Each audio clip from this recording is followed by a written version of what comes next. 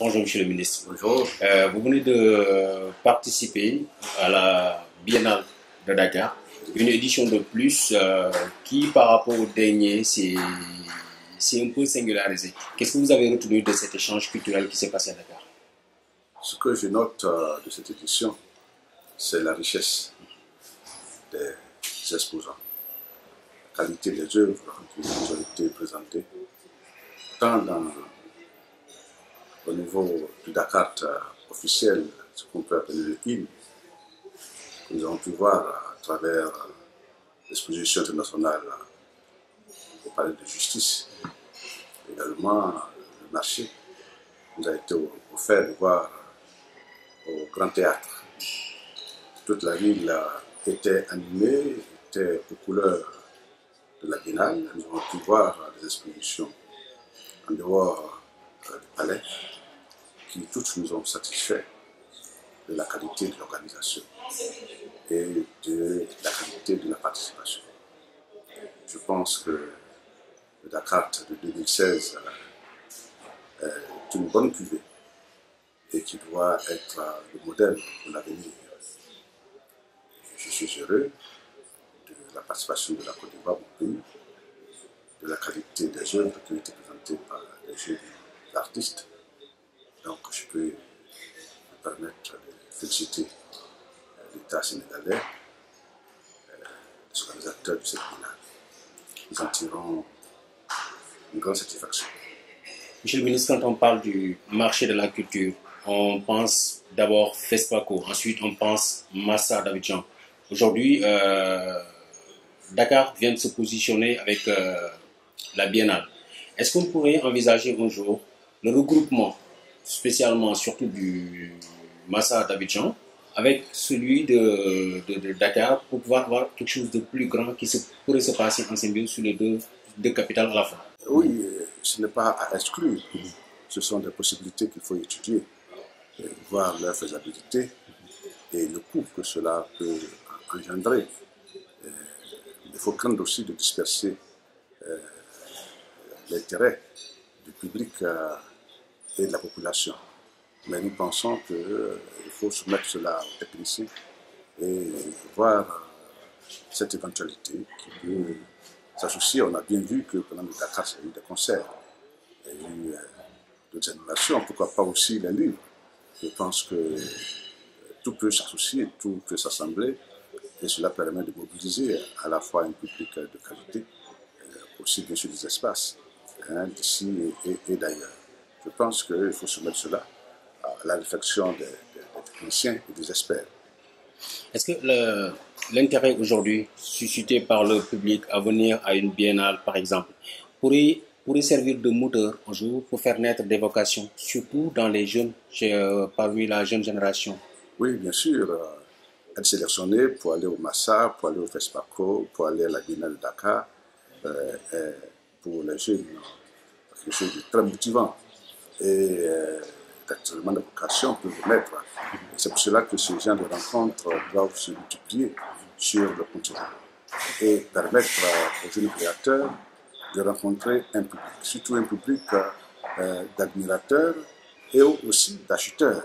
Parce qu'il faut bien que ces œuvres qui se sont inscrites dans cette discipline puissent vivre comme vivent des cadres de banques, des entreprises et de la fonction publique. L'art chez nous en Afrique ne nourrit pas encore son homme, mais s'il ne nourrit pas encore son homme, ce n'est pas faute de qualité des œuvres, c'est faute de mobilisation d'un public d'acheteurs. Nous avons aujourd'hui en Afrique une classe moyenne qui peut consommer la culture, qui peut acheter des tableaux, qui peut acheter des concerts, qui peut aller en concert, qui peut aller au théâtre, qui peut aller au cinéma. C'est une éducation qu'il faut faire. C'est pour cela qu'il est heureux que les jeunes, les lycéens, les étudiants aient pris d'assaut les salles d'exposition, parce que c'est une éducation qui s'acquiert et qui se transmet.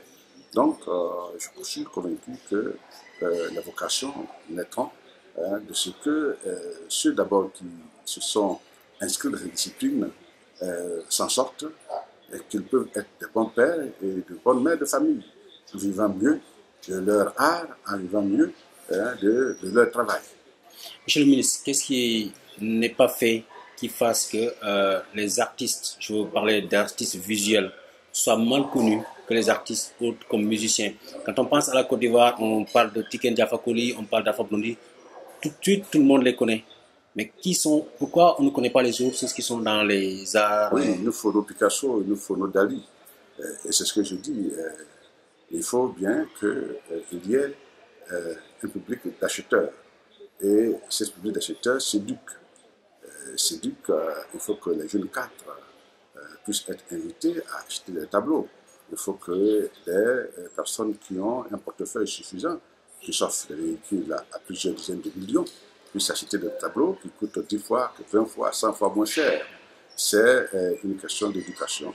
Et nous avons intérêt, nous, décideurs, d'encourager ce type de rencontre et de montrer qu'un homme moderne, c'est un homme qui va à un concert de Alpha Blondy, de Kenya, de Youssou, mais qui a aussi des tableaux chez lui.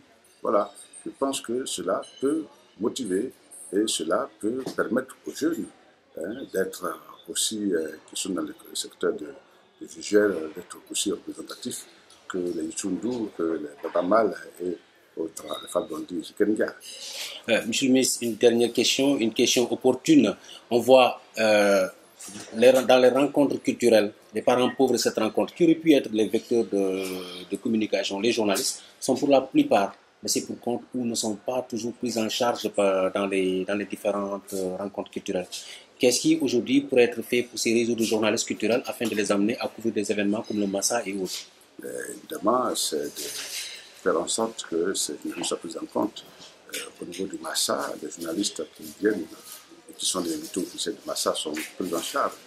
Leurs séjours sont financés, ils sont logés, ils sont nourris. Je pense que cela est fait au niveau du Massa. Mais à ces rencontres, il faut aussi envisager que les journalistes, par eux-mêmes, soient envoyés par leurs organes, soient envoyés par les entreprises qui les emploient. Je pense que c'est parce que dans les organes, on aura des tirages ou des audiences suffisantes parce qu'on parle de peinture, parce qu'on parle de musique, que ces journalistes pourront être pris en charge et aussi être considérés comme des apporteurs de revenus. Parce que quand on verra qu'un journaliste de la presse, à raison d'un article sur des peintres, peut permettre des tirages importants, alors on verra leur rôle. Quand on verra qu'un journaliste, parce qu'il fait un reportage télévisé, peut créer des audiences suffisantes, alors on verra que finalement ces arts aussi portent sur la masse, portent sur le public. Et on a bien vu à Dakar que la couverture médiatique a été suffisante, comme ça a été le cas pour le Massa. Donc je crois que les organisateurs doivent s'organiser, en tout cas on le fait au niveau du Massa. Mais je comprends bien que la Biennale le fait aussi, mais les enveloppes budgétaires sont ce qu'elles sont, elles ne sont pas extensibles. Et on ne peut pas s'assurer qu'on a effectivement pris tout le monde en compte. Le succès d'une manifestation est ceci, que plus elle est importante, plus elle a de succès, plus elle attire du monde. Donc je pense que c'est comme ça que tout événement se fait. Continuer à soutenir cette manifestation et à imaginer des modèles économiques qui les rendent